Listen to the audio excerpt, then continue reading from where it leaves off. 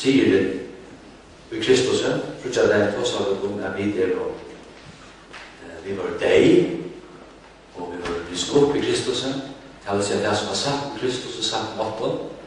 Og så har vi også vært som var mer vurst, og også med Joar. Bare som vil hava vi holdt det, og vi vurste også at kjalt og videre sett fralsen, god og givet opp nytt liv, og givet opp nytt naturen, vi kunne leve sikrande liv, så har vi det likevel et holdt. Det vil si at vi holdt noen bursen, det vil si at Paulus sier, med Anna, sier, vi vet jo at loven antallig, men jeg folk seldur under syndene.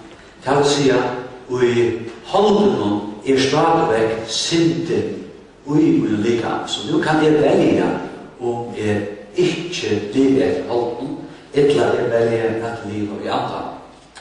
Og jeg visste også at disse kampen som Paulus viser i Rombrevet kapitel 6, vers 14 livet, og han viser at Paulus, han som gjør det egnare styrke, han kan ikke vinne nærmere sider. Det er umulig. Det er fullkomment, det blir ikke tid. Og det er ofte ganske at vi ivurderer oss selv, og vi er egoistisk, og hvis vi ikke har samtidig her, så er det ofte at vi taper distet. Og det er alt ofte at vi mekner det ikke lukket. Og egoisme, det er noe som vi er født ved, og vi er akkurat dyrket disse egoisme. Vi minnes en gang når vi hørte om en norsk bønda som ble urladet, og han ville søke seg etter en kone, og det er ikke egoistisk, det er ikke.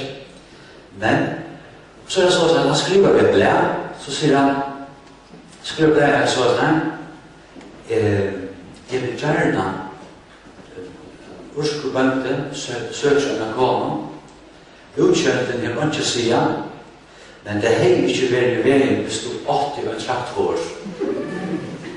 Vinnerlige, da jeg ikke vet ikke utkjøntene, kunne noe til sende og bøylet av traktoren.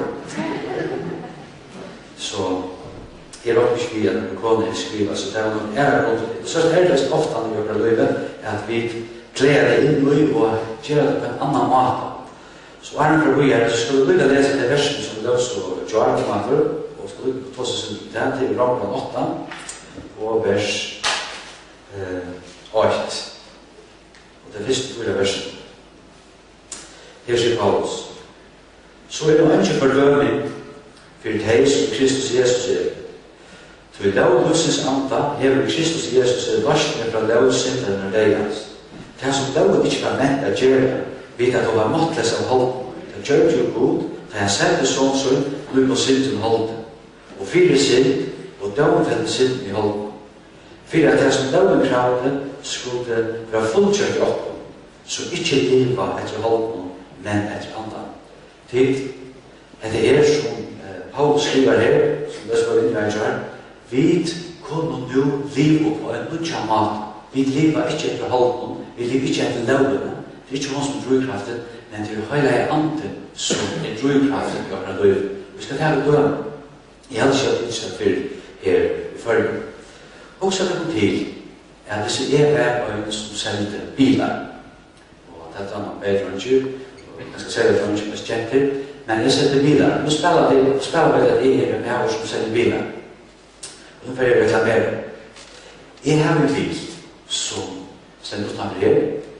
Og han har spilt på Rutschuk BMW, en ordentlig flotter. Og han hever aircondition, han hever autopilot, han hever alt det som man kan ikke seg. Han er faktisk så smart at han hever alt det som du ikke der. Det er jo i bilen, det kan jeg garantere deg for. Og jeg har tøyde tid med bilen, og jeg har til at jeg arbeider samt på og ikke i businessgrupp, og ikke bare hos meg selv, så skulle tid få det nekk bøyer.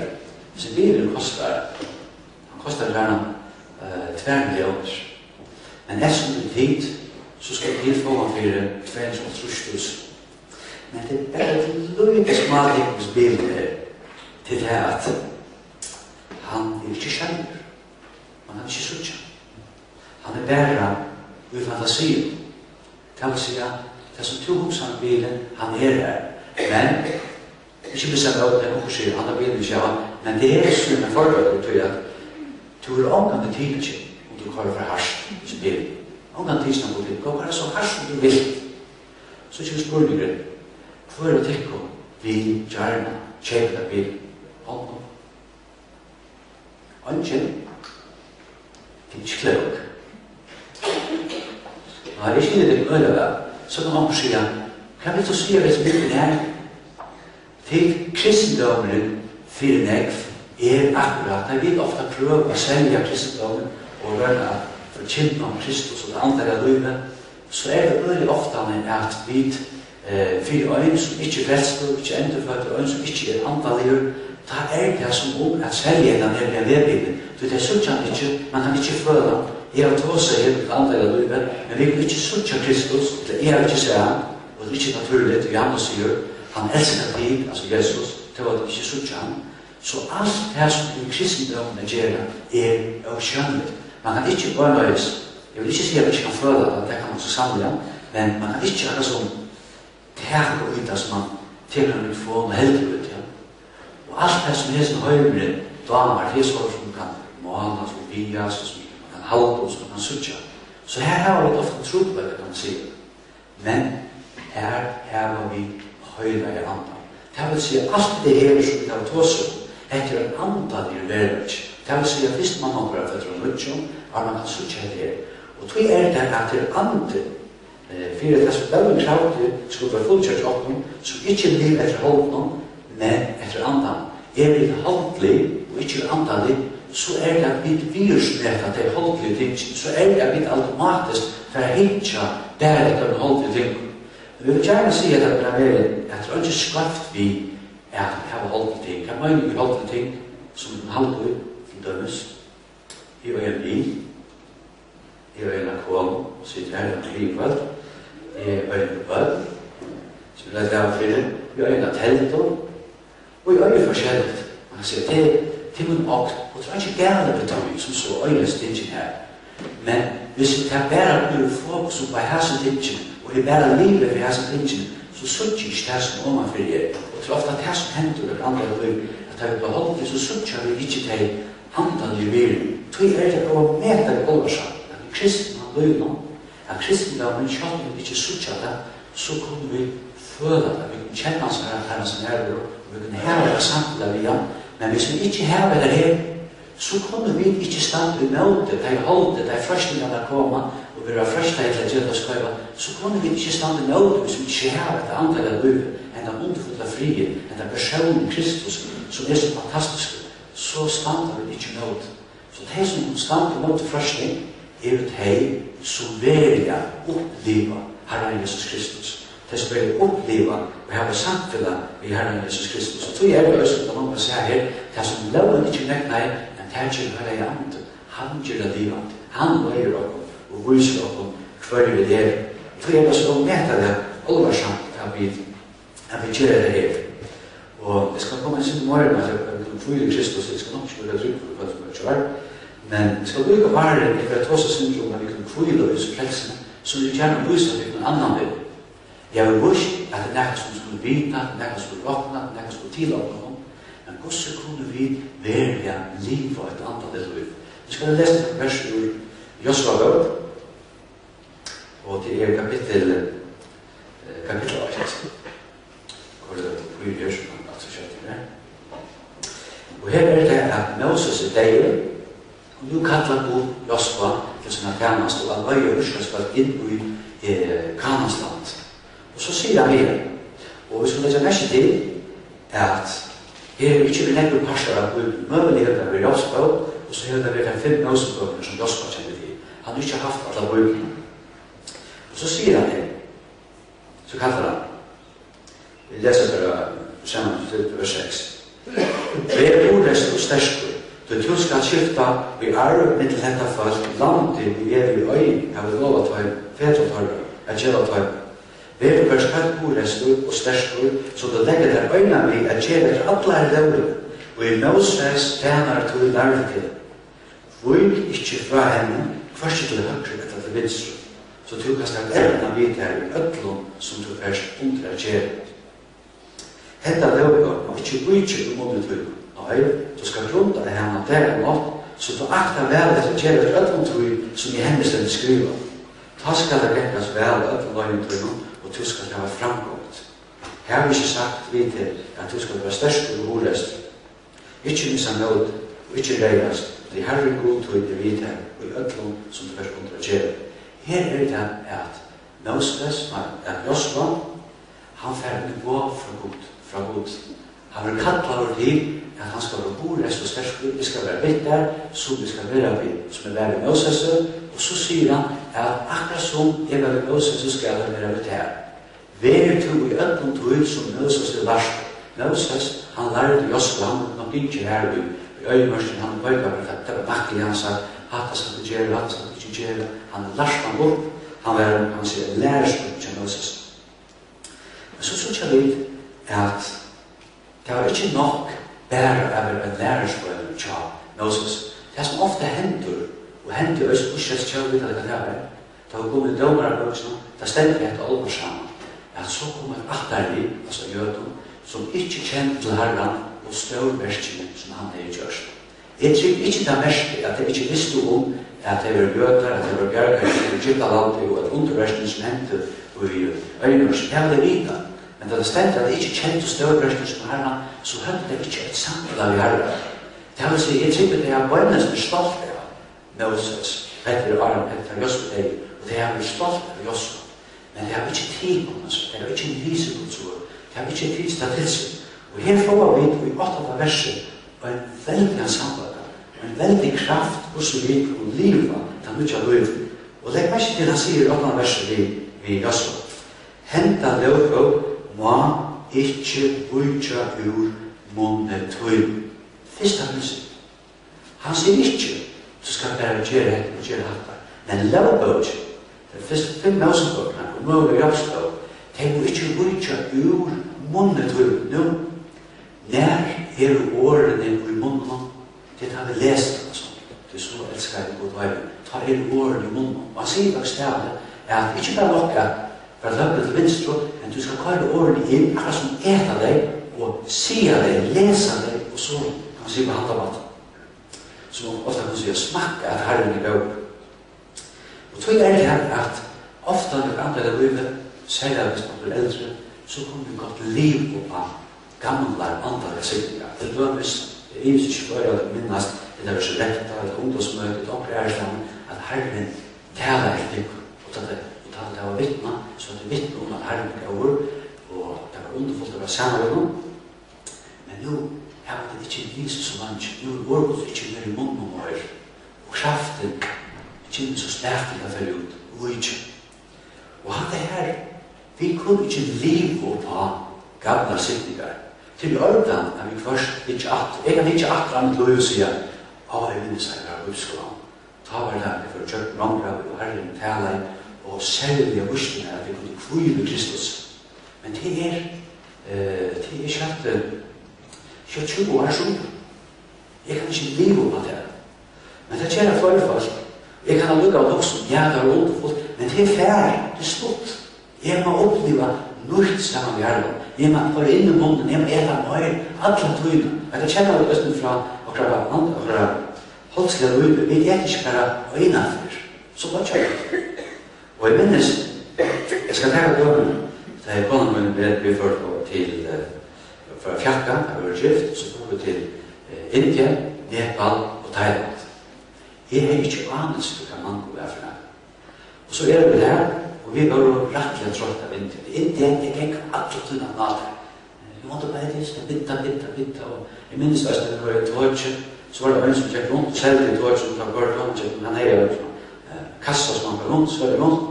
Så kom vi på byen, så kjenner han, så sa han, så han bryter han, tja-tja-ja, det var til han, tja-tja-ja, fra at det var her, og det var ikke bare 5 minutter, så var byen. Tja-tja-ja, vi husker det var akkurat sagt, nei, ikke her. Så da kallet han ring, men det skilte så at vi har kjøpet det, men han sa, så når jeg var her, han kom 3 så sier han, ok, kjente han, så han kallet det. Men så minnes vi var trøtt av alt halen og penger, man sa, nei, man vil lente høyde som det er her, og det var veldig vanlig, og det var takksyn for gode, alle på trobøker som vi tar til små trobøker, noe som det her er. Så minnes jeg øynene for når vi var og med Jinko, så stemte jeg og sier, you want mango? Så sier mango, mango, ikke mango. Da ble det vi. Nesten som det enda naturen, han ble vi i land. Og han ble vi, så sier han, you can have a little beans for free, Jeg sier, nei. Ok. Så tar ikke mango dit. Hvor munnen? Det var himmels. Jeg var ikke litt å smake mango. Det var en god smak. Det smaker fantastisk godt. Jeg visste ikke mye for dette mango inn. Det er fantastisk. Det er virkelig juicy, som man sier, så smaker det der.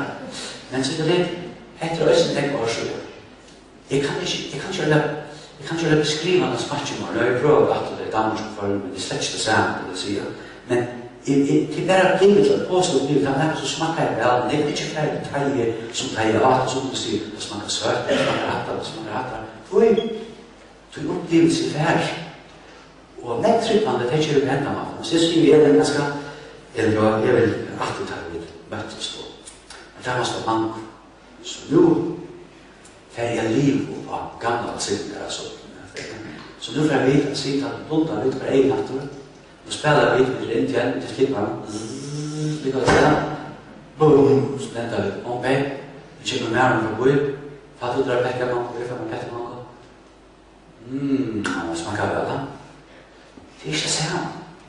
Men til at det er øyelig ofte, men akkurat her som vi gjør det til andre. Vi takker gamle sittninger fremater og lever på dem, smaker på dem, venter på dem. Men vi vet ikke hva Gud er noe ryker. Han ikke at vi skulle bare leve på noe som er tatt. Gud er en Gud som ombærer seg alltid. Gud Abrahams. Jesus slakter i skriften, da det spurte om en kvinne som har hatt menn, og alle menn er løy.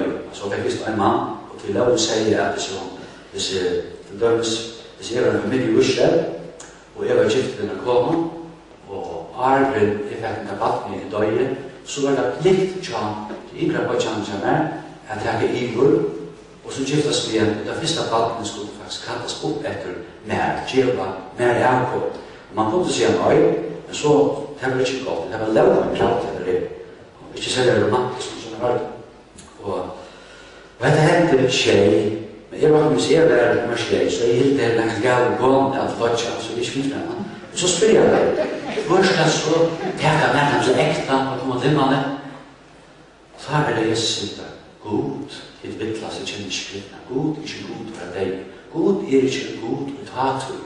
Gud er en god som er nu. Han er god Abrahams. Sjått Abraham er ferdig. Er deg, likam til Abraham det, så er han snart god Abraham. God lever i nu. Og det er så utrolig viktig at vi som Gudsbøk, at vi taker oss inn, vi smakker det. Og her er flere kristne å bære. De kan bruke det, de kan lese bøker, de kan lese tale, de kan kjenne på det, men hva er det her for det? Hva er det inn i munnen? Smakker det? Han sier, henta det opp, ikke ur munnen, tror jeg. Og så sier han, nei, du skal blunda henne, det er mått.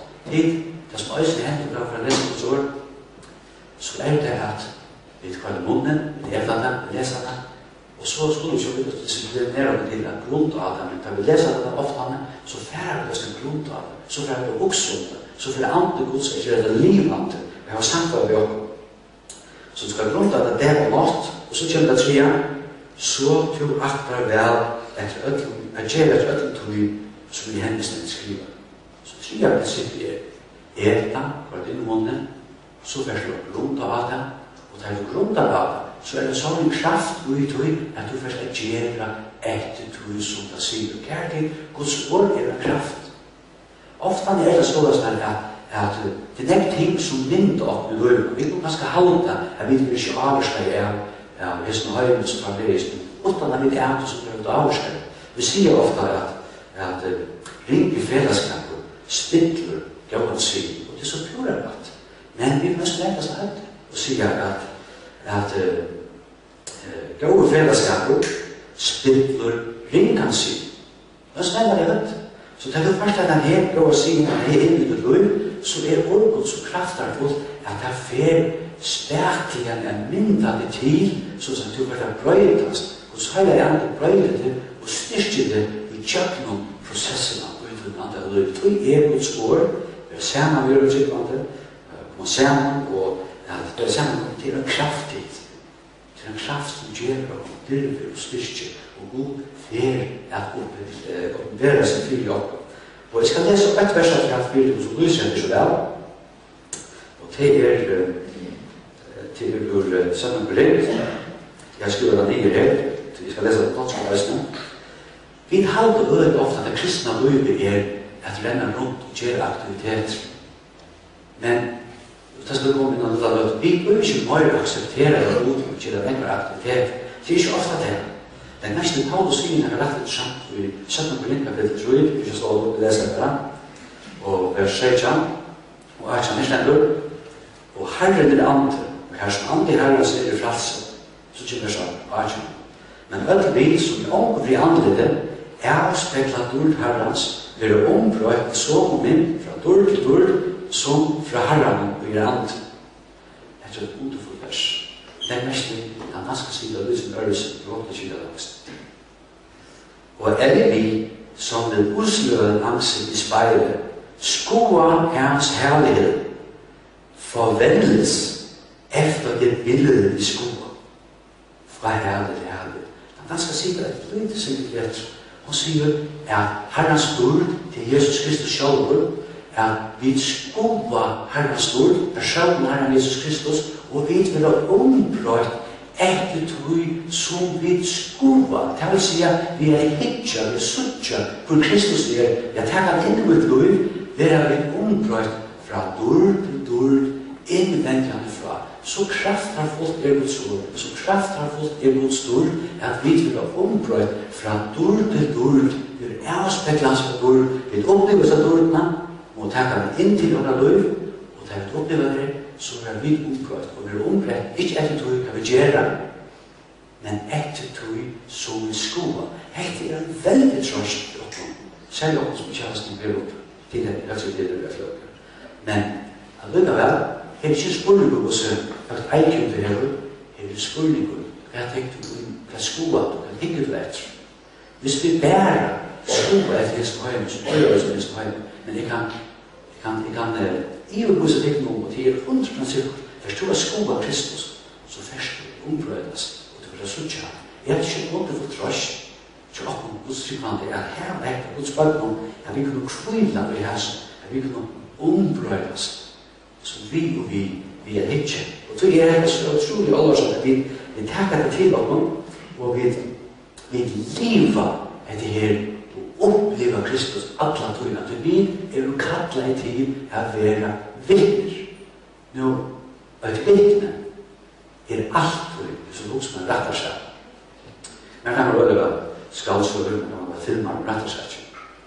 Og til det så at hvis vi nå husker om til at vi opplever i havn, altså dømen, vi opplever i havn, og vi gjengar i havn, og så tjeer vi med å drepe en annen, stimler liv. Og nå til politiet og tar denne mannen inn, som gjør det her, og nå skal det prekvast at han vil drive denne mannen. Så vil jeg kattler inn som vitt. Onkel til politiet og gammel, så jeg kan to vers her, og to sås det her som han gjør det. Ja, det sa han. Fint, nå rett og slett kom inn, rett og slett. Så ser vi nye, voksen her, så sier han, så sier han, du er Jógvan Jacobsen, og to vers nere i havet. Da jeg etter hendt, etter måret her. Fortell om det det. Så blir jeg. Etter Jógvan Jacobsen. Så sier jeg, ja, jeg heter Jógvan Jacobsen. Jeg kom fra Øyen. Og jeg heter Øyesund. Jeg er lærere, faktisk er jeg glad lærere. Og mamma og pappa er fitt. Jeg har hatt en glad oppvokst og øyebær. Jeg skal si at mamma og pappa er fitt. Vi har en døylig kone og døylig barn. Og døylig svigermor. Og jeg kom til fullt, til godt. Alt hadde døyligt. Men hadde jeg kanskje fortelle meg aften. Du er vitt, du skal nå vittne det som du opplever i hernes. Jeg vil stekke av bønna ved.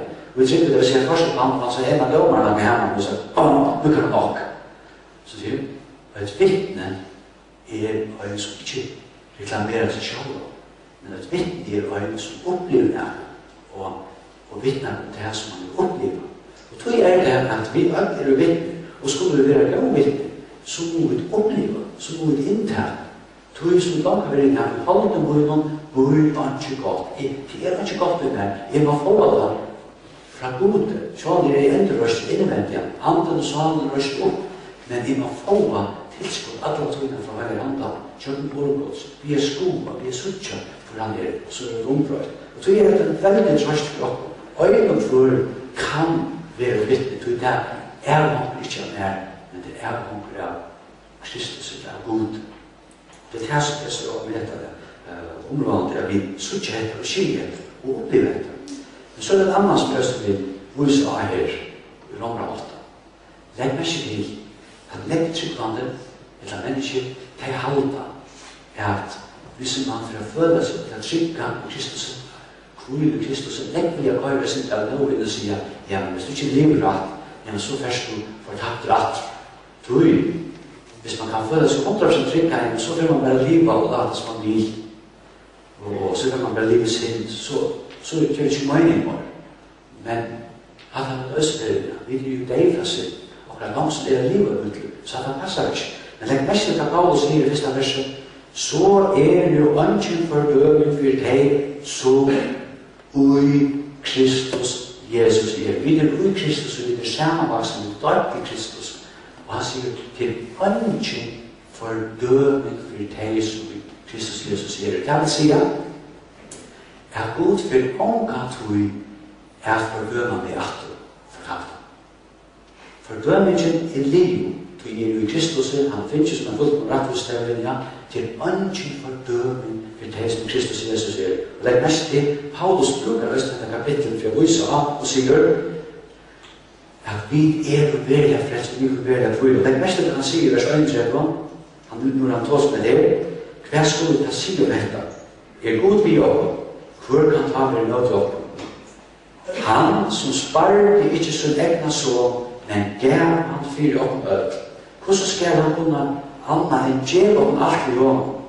Og så kjenner det her. Hvor skal være klæv og i møte med utvalget gods? God han i rettforskjell. Hvor han i fordømer? Kristus han som deiler. Ja, det vi møyelige, som risen opp og sier vi høyre håndsgods, som øyne bier for oppen. Hvor skal skille oppen fra kærlighet av Kristus? Legg mest ikke mye kærlighet, Kristi kærlighet er mye. Hvor skal skille oppen fra Kristi kærlighet? Trånd, engest, ærelse, hunker, nærkjøløyke, vante eller svør, som skriver her, for i tøyna skuld vil vi driven at han deg, videre råkken som skor seg. Nei, vi ødden her som, møyre enn sikra videre i hånden, vi elskar i oppen.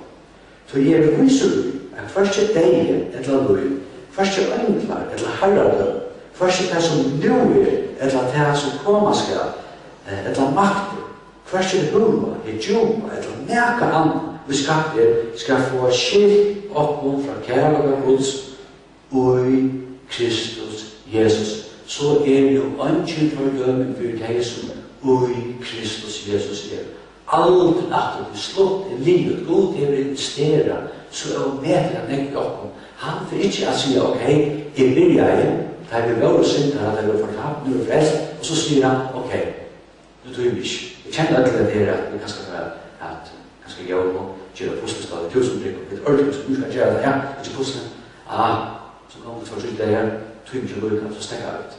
Det ikke god ikke. Han får ångan det ikke. Kærlighet frelsa, det første sitt ikke som alltid gjør god til Kristus, til øvrigt, til han som helder mer. Og det her så åndefullt samfunn, at vi vil kunne hvile ui det her. Jeg minns øyne for henne, jeg var videre som han, og vi trås over med det her, han voldes, han blir øye. Og så sier han sier noe stort, og så sier han, ja, shit, ikke bare, så sier han for det hans datter. Han sier, han ikke kaller som et Mario, han sier, ja, jeg tror ikke skilja at jeg skulle være bedre med Mario, det som hadde med å skilja seg. Så det er min at en tjumaband, nær føler man sitt skikkan i en tjuraband. Det er også noe man er, man sier det å si. Men hvis du husker på tid, at du tjuraband, og jeg kommer til meg, og om en menneske for at jeg skulle bli uttrykk, at jeg skulle bli uttrykk, og jeg skulle uttrykk for nøyre, halda det til at hvis man skal trykke at jeg ikke er uttrykk, halda det til bedre enn ikke så snart. Det var funnet at det var. Utkjører alltid, du må ikke være uttrykk. Hvis du er uttrykk, så er det alt for å sette. Hvis du er uttrykk, så ryner jeg fra det. Og ikke er det sparsk i enda løst. Jeg kan fortelle at du skal ikke være uttrykk noe der. Tenk han for det. Du skal ikke bare tenke mitt med giv. Hvis du sier at alt land er gjør noe, alle deg etter det som han spør, jeg skal gå hos mest, du er så døy. Nei, hver her som kærløgjen til her som han føler seg trygga, aksepterer, godkjenner, møyre her han sier at kærløgjen reger øtta ut, men jeg mennesker, det livet er konstant om øtta. Det kviler ikke kærlighet etter her, at jeg velger trygg, at jeg får aldri, at jeg får tapt atter, det gjør ikke at jeg får ut og skvatt og liv. Nei, det gjør nemlig at jeg får meg trygga, og jeg får meg trygga. Og hvor er dette så viktig? Tøy, og i akkurat livet som noen kan bli innan, og i som hverdagen som du gjør, du først er fettel, du først er synden. Det råkner vi. Derfor er vi helt rundt å sette på. Jesus sier enda vi som en Peter, hva sier som Peter? Du først er ofta med. Du først er fettel, Peter. Alle som død, om alle, så er det ikke, jeg skal dødja det. Jesus sier, du først er ofta med. Men så sier han hans praten sånn, men tvei du vender vi, styrk av brød og søstre. Så sier det, god, at Jesus visste at Peter følte fettel. Men det var ikke spørsmål om å spørre han ut på den vei, men han skulle nok løye vinnatt. Og han nok vende vi, så han styrker frivillig, så for god, akkurat som god er ferdig. Han fer, akkurat som vi kunne tikta på det, så tikta han på den kærlighet og natt og samfunnet. Det er ikke spørsmål om at det er veldig viktig at kvila, tror vi, hvis det er fettel, vi sint, hvordan gjør det så? Vi vet hvordan gjør det. Det er for den rika sans. Det er ofte Satan, gonger rundt og sårbarlig ut og sier, aha, vi er synd, du elsker ikke Kristus. Her er alt. Her er man enda den rød, han er sky, jeg elsker det. Han sier, jeg har det kære. Han har ikke noe styrke, men han har klart det, få det ned. Han vil ganske få det ned og sier, ok, hvis det er ganske den vera vil gjøre, at du færre tror jeg liker, og gjenker sin møte, og 10 år sin høyre, så er det, han vil få at vi skulle gjøre om for kjent atter til Herren Jesus Kristus. Hvordan tar vi med nåde? Jeg er ikke. Jesus er alt. Jeg fikk alt fyrir. Det var ikke at jeg skulle bli rundt og puske med 5 religion og hoppe den tog og kallte vatten og tøynene og løt. Ikke. Trein av lest der er godkjentur, og dette var bare når jeg ble frelst. Det er alt fyrir. Og nu er vi bød, skulle han jo slett opp og si, pappa, nei, det gjør vi ikke kjærlighet. Nu er vi kvile, det er så viktig at vi velger kvile for å godkjenne. Hva gjør vi da? Johannes sier, Jotta vi sinter oppe. Det er rett og slett fast fra Brønnsøk, og alle er rødvis. Det er parstelig sagt, at vi som er kristen, da vi sinter, så er det ikke så nærmere spørning om at vi bare renser, altså fra sint akter til, så det er renser vi sinter. Da vi blir rettiskjørt, da vi tar nåde, da finner vi, da fullkommer rett hos Kristus, så vi er røy, vi tar forspirrikjøren for det, det tar vi ut i fremtid. Men da vi tar oss med Jotta innom oss inn, så er det nøye hettar, at året Jotta, det er mestjer, at sida til sammen. Det er faktisk det mestjer, at sida til sammen. Og han tar på samme måte, så bruker jeg myndet med valgene. Også frem til, at hvis jeg ringer skolen, etter å spørre mynd, onkel ringer og sier til Jógvan, døtten til der, hun er stjålet 300 kroner fra en lærer, sier du det. Så blir veldig kjent for ham. Jeg har øyne med her, for jeg hører det 24, hvis jeg har døtten med lov. Jeg har 24 øyne med. Det er ikke en spørninger om å kaste det ut av familiene, og sagt, jeg er ikke i baknummer. Det er ikke noe her. Jeg elsker meg akkurat du kan leve. Men sjálvan kunne ikke bare lade seg til avfunnet, vågar så til rattene, så er det ikke han trodes. Og så er det forklaret for det. Det som det gonger jo ut på, det er å få henne lotta. Altså, jeg sier det sammen, jeg sutja det som er sutja, så at man kan lære av bilsene, ikke stjæle, du som forskjell på tog, så fyrir jeg overfor. Han er det sammen, det som gode, det er god som vi sier til oppom, så er det mer hettere, og ikke vi skulle jotta, vi skulle si det sammen, vi skulle sutja, at vi har gjort skott. Ja, vi burde ganske sitte på en gruppe, og vi sutja bare, vi har enda mer gruppe i herren. Så er det, hvis onkel inni her, som strøyes, og ikke føler seg godkjent og aksepterer det, ved Kristus Jesus, så fer vi andre ur øysten halta. Det er så utrolig viktig, at vi virkelig kvila ved Jesus. Hetta er den beste appetitt for onkel verigen nå, at han vil lese Guds ord, ta kjenne på det andre og viser opp det samlet, han leier opp inn. Det er som, eneste sier man, hva var det spirit? Det er som, at man vil løytra, man vil løytra, at han er andre leier opp. Og det var samme måte, men han var leier opp i kjøttens år, og kjøtt personer, og det er utrolig viktig at vi som Guds folk, at vi lærer at kvila i Jesus. Marshmallow Jacobsen i Skottland. Han sier, det er vi tryggende synda, hvis vi mynda det andre av livet, så kan vi mynda om det, hvis man gikk opp etter en fjall. Så sier han, når man går opp etter en fjall, så kan det være man dett, bank. Hva gjør han sånn? Man røser opp at det går videre. Det er ikke så overstand, at man går, og det andre av livet man fettler, så låter man får nyretter, så alt etter. Du dekker det her, og du først opp at det her som du er, og først videre. Kanskje du dekker det, du jottar innan og først videre. Nå kjøllande mennesker, den rett og østen våretøkene, altså jottar og vender seg fra seg. Hvis det er sånn at du blir jottar, og blir vekkende så blir du jottar, og tåsagdommene, og bifrir du, så er det ganske tydelig du mangler fløy, du mangler styrke, du mangler antall i næring i din liv. Og jeg tror vi har den største tropløsjen til. Og til ung, og nekker av det vi har ganske vondt, og vi også at kvædet at det er brukt til å løy til, og kanskje at det er jurist, og skrevet tog, vi har kan lese etter, det er spennende, men kærlig, røyne og østen hukse, langt og jo, er det kloss, at det er man ut til å løy. Er det kloss, hvis det er nye å lese den perleferden, at hvis det er ikke livet som man har, men det er også å bære om en karriere. Ja, det er så utrolig viktig karriere. Vi langt nå velger opp at finnes som vi har. Jeg har ikke sagt det så, at samtlige vi har, det kan være så at vi leser Guds ord, om den her, så taler her i morgen, og så taler han minne. At det er som vi er en ordentlig samt, og en ordentlig forhold. Til dømes, kan jeg ta døme, hvis du spørs det, hva nytt har vi lært om kong og en ene, det som vi kjenner her. Så samler jeg ikke, jeg har ikke lært det nytt, men jeg har nesten skjær. Jeg har vært her, jeg har vært herfra, og jeg har vært herfra, så det er ikke vært det samme. Men, hvis du spørs det, kjenner man vel? Ja, vi kjenner man vel. Tog, vi kjøpte noen mer enn 12 år har vært gift, men alle deier vi kjøpte disse 12 år har vært vidt til at vi kjenner oss til som vi kjenner noen jo. Og så sier jeg østen litt i andre liv, så synes jeg at vi høy byrjer, og en dag jeg tenker, leser Guds ord, jeg har sagt hva vi har, så for herren av høyre, du kan skrive det, ja, men jeg kan ikke så, brukene er så kjøp, her er så nekk, og alt man kjenner etter.